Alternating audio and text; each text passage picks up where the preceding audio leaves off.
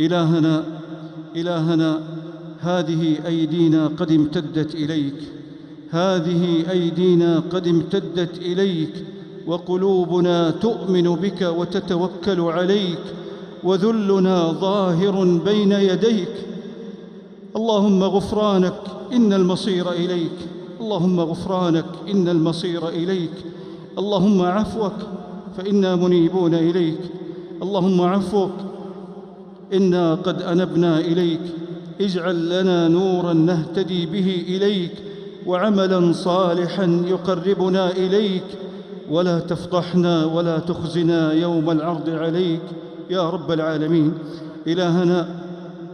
إلهنا إنا إذا سألناك فإنا نسأل رباً رحيماً، وإذا رجوناك فإنا نرجو رباً كريماً. إذا سألناك فإنا نسأل رباً كريماً، وإذا رجوناك فإنا نرجو رباً رحيماً. أقل عثراتنا وكفر سيئاتنا، ومن علينا برحمتك ورضوانك، وأدخلنا برحمتك دار غفرانك يا رب العالمين.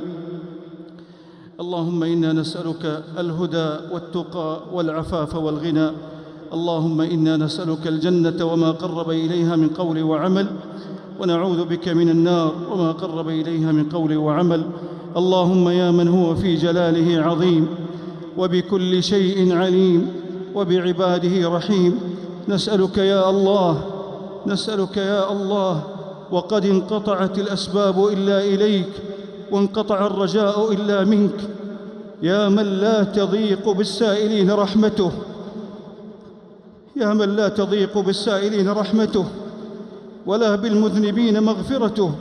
نسألك يا الله أن تعتقنا من النار.